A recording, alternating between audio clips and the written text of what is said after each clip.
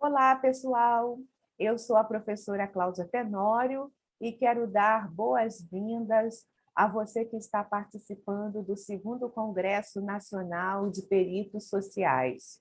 Quero também agradecer o convite por ter lembrado da minha experiência ministrando o curso Instrumentais para a Perícia Social, vinculado à Escola de Aprimoramento Profissional Wisdom, e essa troca que foi possível com a categoria que estava ali participando do curso. Obviamente, muitas das situações aprendidas ao longo dessa trajetória não caberiam aqui nessa apresentação, mas eu quis trazer pelo menos um título que pudesse despertar para vocês aquilo que é, de fato, uma realidade e que muitas vezes deixam questionamento para os colegas profissionais. Eu quis trazer aqui para vocês um pouco das especificidades da perícia social não judicial.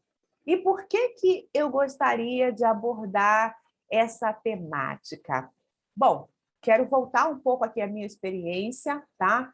Praticamente desde o ano de 2017, tá?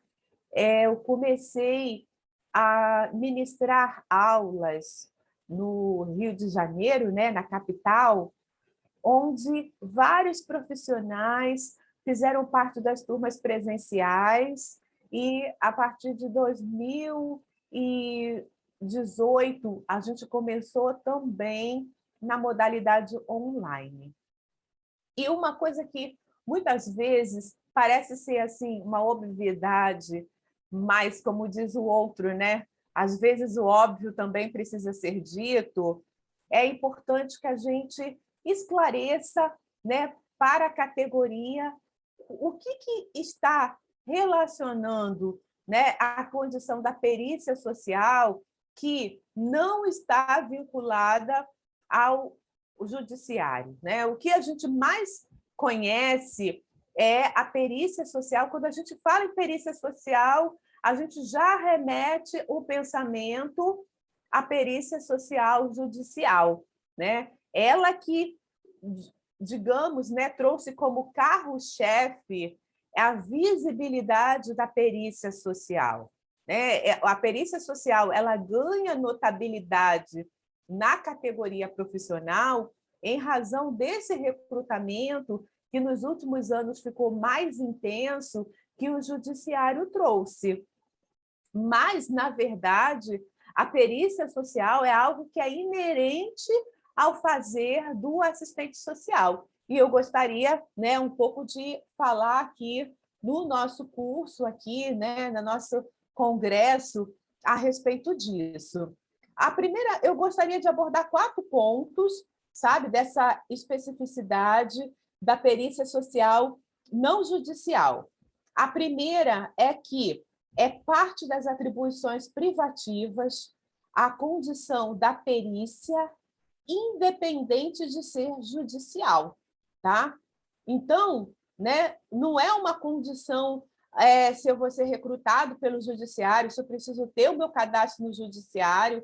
É claro que para fazer a perícia judicial precisa ter o seu cadastro, mas existe algo que é parte da habilitação que o bacharel em serviço social adquire como conhecimento na graduação e por ter o seu registro junto a um CRES, né, seja de qualquer estado, ele tem ali o status de assistente social e lá na lei de regulamentação da profissão diz que nas atribuições privativas que é, né, atributo do assistente social realizar perícias, né, tudo que seja em matéria de serviço social. Então, a gente já começa aqui, né, a entender que a perícia social, né, ela está vinculada a esse fazer, né, que é muito específico a perícia social, né, porque ela aborda a matéria de serviço social, né, as situações que são referente ali à problemática que o assistente social atua, então as atribuições privativas já habilita o profissional a ser, né, a atuar dentro dessa condição. Mas por que eu estou falando isso, né? E aí eu volto nesse ponto que eu estava aqui falando de que a perícia social judicial ela deu notabilidade à realização de perícia social para os assistentes sociais, né? Mas, na verdade, a perícia social sempre foi inerente ao fazer do assistente social. E aí eu já entro aqui no segundo ponto, porque a condição de perito, ela está caracterizada pela especialização, pelo saber. Ora, pensando aqui no item 1, se é atribuição privativa, se é inerente ao conhecimento, à habilitação como assistente social, realizar a perícia social, então, veja só, eu não preciso, né, ter uma condição, né, unicamente de ter a nomeação, é uma perícia que está sendo realizada, para que essa condição exista. E aí eu vou ser mais clara com vocês, principalmente, né, já trazendo o terceiro item. Por quê? Os colegas que estão dentro das instituições, eles estão compondo estudo social dentro de, né, um ambiente que é perene, é sistematizado, do atendimento que é continuado. Veja só, o estudo social ele dá base para a realização da perícia, né? Obviamente, né, o que dentro da perícia social se realiza, né, é sempre a partir de um estudo social.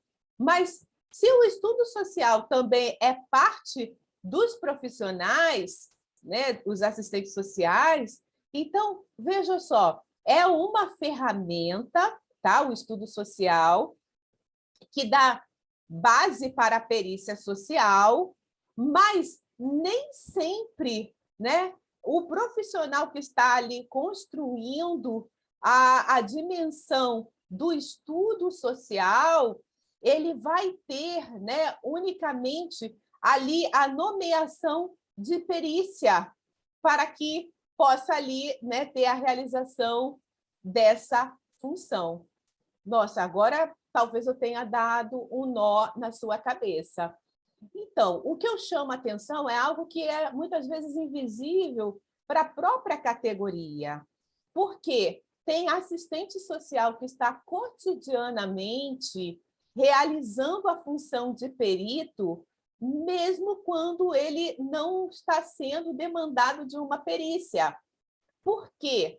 À medida que está ali naquele cotidiano, realizando o estudo social, em razão de um acompanhamento, seja, né, de criança, adolescente, idoso, bom, dentro das diversas atribuições e ações que os assistentes sociais têm, a gente termina trazendo esse saber especializado para as conclusões que esse estudo social traz. Então, a partir do estudo social, quando eu emito o laudo, quando eu emito o parecer social, né, eu estou fazendo uso de ferramentas que são, obviamente, utilizadas também dentro da perícia social, né, mas que termina, né, não tendo a nomeação de perícia social dentro daquilo que eu estou realizando. Óbvio que a gente vai entender que a perícia social, né, ela é como se fosse algo pontual, né, algo localizável, né, dentro de determinado contexto que se demanda, que se exige para elucidação ou para, né, análise ou para ampliação da compreensão de alguma problemática. Mas o que eu gostaria que você refletisse? O que isso se difere, por exemplo, quando os assistentes sociais estão dentro das instituições fazendo atendimento, construindo análise dos casos que ele acompanha? Percebe? Então, É mais a título de provocação, né, e de reflexão que eu trago essa temática das especificidades da perícia social, não judicial, é para que dar visibilidade para esse fazer que cotidianamente os colegas também estão realizando dentro das instituições e nem sempre é demandado, né, diante de uma urgência ou de uma pauta que é judicial. E aí, né, já finalizando aqui com o quarto ponto que eu gostaria de trazer para você, que muitas vezes também essa ação da perícia ela é demandada, né, por diversas origens, né, essa condição da perícia social não judicial. É claro que a perícia social judicial ela já se caracteriza, né, pela origem ali que o judiciário traz, e, obviamente, somente aqueles peritos cadastrados dentro do judiciário que podem exercer. Mas a gente, recentemente, né, teve um debate muito intenso dentro da categoria, quando os assistentes sociais dos CRAs recebiam demanda de estudo social, de laudo, de parecer, né, quando dentro das instituições de acolhimento institucional os assistentes sociais são demandados, né, para a sua realização de laudo, né, de pareceres sociais, né, sem entrar aqui dentro dessas particularidades, que, obviamente, eu sei que existe, né, toda uma polêmica e uma discussão densa a respeito disso, mas vejam só, esses assistentes sociais terminam atuando como perito, né, mesmo não tendo a nomeação de perito, né? Então, obviamente, isso, né, é algo que, dentro desse debate que eu me referi aqui, precisa ser revisto, né? Porque o exercício da perícia social judicial também precisa ser valorizado, tem a sua importância dentro da divisão sociotécnica do trabalho, não é apenas, né, ser mais uma possibilidade de atuação, mas dentro da própria organização ali do processo judiciário, ele tem a sua importância fundamental na condição da justiça social, mas o que a gente precisa entender é que, muitas vezes, né, esses outros profissionais que são demandados, que estão na assistência social, que estão em outras áreas da educação, por exemplo, terminam atuando também, né, por tabela, numa condição de perícia, e muitas vezes, né, não tem a mesma visibilidade dessa ação. Então, a gente, obviamente, né, assim, tem toda uma problemática que precisa ser vista, né, como eu me referi agora, mas termina algo, né, que tem pouca visibilidade, que é esse exercício da perícia social não judicial.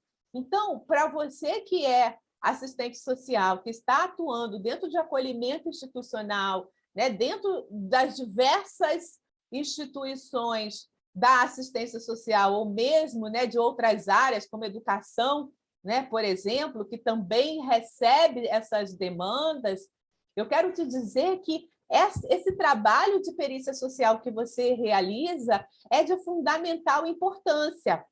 E, obviamente, você está dando a sua contribuição para que, né, aquilo que é o direito seja assegurado.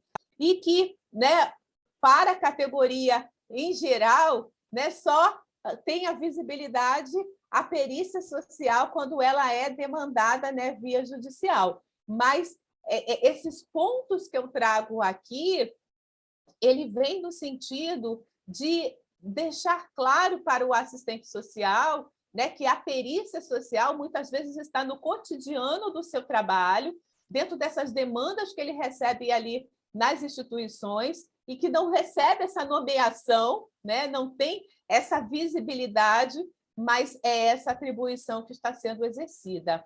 E aí a gente, né, teria margem aqui para vários debates, porque, por exemplo, termina sendo o assistente social demandando, né, dentro da instituição de uma atribuição, e ele não ganha nada mais, nada além para receber por fazer isso, né? Como se estivesse ali no pacote daquilo que ele foi contratado, né? Mas ele está ali, né, diante de uma determinada autoridade, diante de determinado órgão, né, dando ali a sua chancela da sua opinião profissional, né? E aquela opinião profissional termina, não muitas vezes, representando a opinião daquela instituição que ele está vinculado, né? Mas ele, como está ali, né, dando a sua chancela da sua opinião técnica, termina sendo, né, algo que é ali encaminhado. O que não acontece, por exemplo,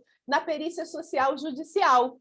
Por quê? Na perícia social judicial é o profissional, né, e ele não tem outra vinculação institucional, é ele que está ali demandando. Óbvio que isso já caracteriza, né, que ele é, tão somente ele é responsável pela sua, né, opinião e por aquilo que ele está emitindo. Quando o profissional faz isso no âmbito, né, está vinculado a uma instituição, obviamente que se espera que aquela instituição esteja alinhada, né, com as principais orientações de direitos humanos, de atuação, mas e muitas vezes que o assistente social detém ali a sua opinião, né, fruto das discussões do coletivo profissional, mas que muitas vezes a instituição não acompanha, e o próprio profissional precisa fazer um trabalho de convencimento interno, de embates, para que aquilo que é a sua opinião demonstrada, né, também seja ali daquele coletivo institucional. Enfim, né, são muitas particularidades, né, que essa perícia social não judicial envolve, mas que eu sei que demanda um debate aprofundado, né, e eu, obviamente, me coloco aqui à disposição para a gente dialogar a respeito disso, né? Seria talvez algo que daqui a algum tempo, mais adiante, a gente consiga, né, ter esse destaque dentro das instituições, porque, né, é uma linha muito tênue, eu sei, né, de você ser contratada dentro de uma instituição para realizar aquilo que é inerente à atribuição profissional, mas que em determinado momento você também né, demandado de exercer ali a sua opinião técnica profissional, né, e você assume aquilo como sendo a sua orientação, mas que você está vinculado a uma instituição. Então, talvez, assim, como várias outras ações que o assistente social faz dentro das instituições, como, por exemplo, a supervisão de estagiários, né, a condição de coordenação, né, que muitas vezes não tem um adicional salarial ou algo que dê ali a distinção de que está exercendo uma função, né, específica além daquilo que é o seu fazer cotidiano como assistente social. Então, né, dentro desse congresso, né, que estão aqui reunidos os colegas que são interessados no tema, eu lanço aqui essa reflexão para que a gente também possa pensar nessa condição que acontece cotidianamente nas instituições e que muitas vezes, né, o profissional está ali exercendo uma função de perito e que não tem a visibilidade e as especificidades que deveria, né, poderiam ter dentro dessa condição. É claro que, né, isso vai se somar a uma série de outros debates que estão envolvendo a categoria, a precarização do trabalho, as faltas de oportunidades, né, aquilo que é, né, a polivalência, uma série de fatores, né, que hoje estão dentro do mercado de trabalho e que, obviamente, recaem também sobre essa condição da perícia social e que precisam ser observadas. Então, fica aqui o meu convite para que nós possamos dialogar a respeito dessas particularidades e me coloco disponível para responder as perguntas, para fazer com que realmente a gente tenha a possibilidade de adensar esse debate. Agradeço novamente o convite, não quis me alongar, embora o assunto mereça, exatamente para que a gente possa continuar aí assistindo e ouvindo os diversos contextos da perícia social que estão sendo aqui apresentados no Congresso. um super abraço e vocês vão me encontrar nas redes sociais, pelo meu e-mail, para que vocês possam também aí trazer aí a colaboração de vocês para esse pensamento que eu trouxe aqui para o nosso congresso. Um abraço.